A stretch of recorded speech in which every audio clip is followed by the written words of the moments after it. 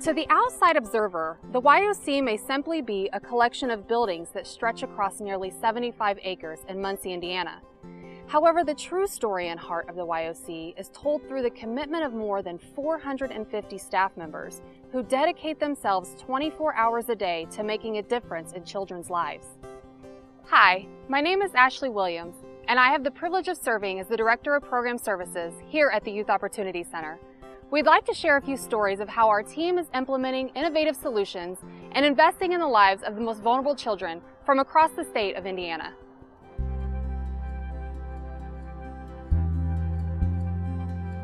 Our kids need extra educational support in any way that we can help them out, because throughout the kids' lives, they've been bounced around from school to school. There's a lot of issues at home that our kids deal with and that they need to worry about when they're in school, so their focus isn't always there. While they're in placement, we provide a safe shelter for them so that their focus can be on school. So typically when a student comes to us and they're new to the organization, they lack motivation to go to school in general, and that's typical of a teenager, right? But we see that even more so in their lack of self-esteem to even complete the work. And so what we do is a big part of what we do is to really help them gain confidence within the classroom, then to carry that into their program. One thing that educational assistants are great at is building that sense of purpose, not only in the classroom, but finding a child's sense of purpose in their community, and it starts within the classroom, and it starts with education. If I were to describe the educational assistant team, I don't know a better word than probably just dynamic. They do a multitude of things. They're all very different. They bring different personalities to the team. They bring different skills and talents to the organization. We had a 10-year-old that came to us in our STARS program. And when we first assessed him, he was unmotivated to go to school, a lot of temper tantrums, which again, very typical of a 10-year-old boy. And because he lacked motivation to attend school, he lacked self-esteem, and he didn't truly believe that he could perform within the classroom. And so after we assessed him, we figured out that he should have been at 4th grade level and was actually reading, comprehending, and doing math at a kindergarten and 1st grade level. And so after a year of working with an educational assistant and working very hard, and this child worked very hard. He's now at grade level, which is 4th grade, and he thrives in the classroom and he thrives in the program. He is motivated, he gets other people excited about going to school, and again, that's exactly why we do what we do.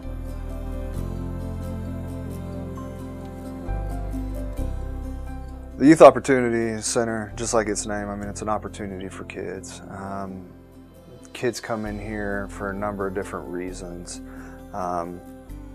YOC is to build them back up. It's to get them in a place where they can go out and be successful.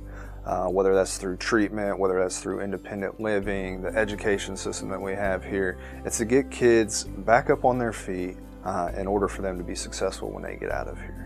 Training is extremely important for our staff and for any employee here. We have a lot of complex situations that we see within these kids. The best way to help these kids is to be very prepared and to have the tools and techniques to help work with these kids. One of the trainings I do is responsibilities pathways. We call that RAP around here.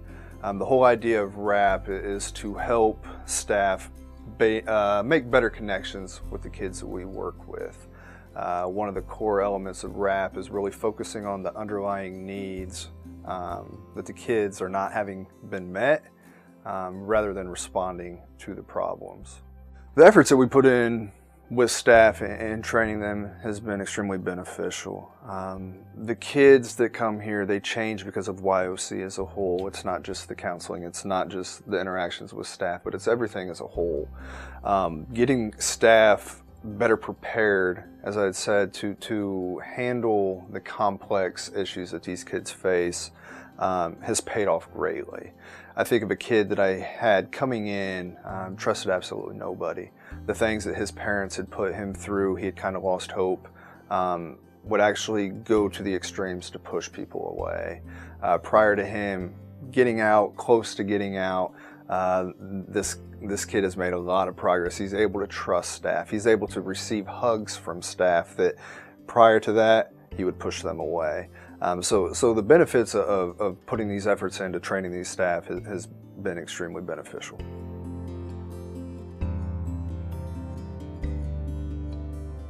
Independent living is a program that is offered to the older youth from around 15 to 18 years old.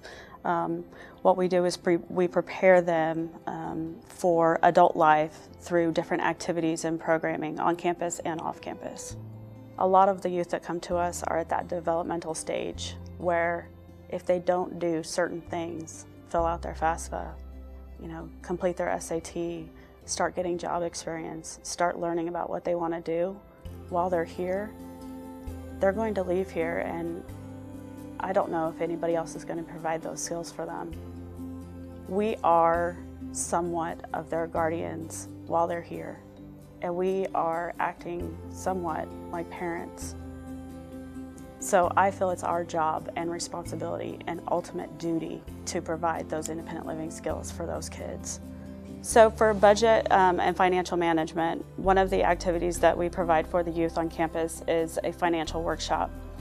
What they do in this workshop is they learn all about budgeting, how to keep a bank account, and then they'll visit a bank in the community so that they make it full circle, they get the real experience. They also learn how to budget for an apartment, and we take them on an apartment tour and show them exactly what they need to look for in an apartment and see if it's affordable for them. The last part of that workshop is actually going to a car lot, which the kids absolutely love, but they get the inside scoop from the car dealer on how to purchase a car and what to look for, and that prepares them for the next step in their life.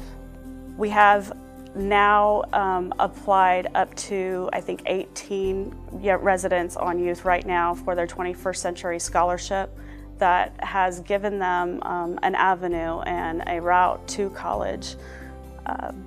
With the 21st Century Scholarship, they sign a pledge, their guardian is involved, as well as they meet their Scholar Track goals while they're on campus with the IL educators.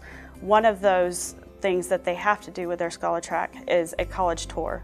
With that exposure, a lot of the youth that I've seen, that I've worked with, have never been on a college campus or ever seen or even thought that they were eligible for it.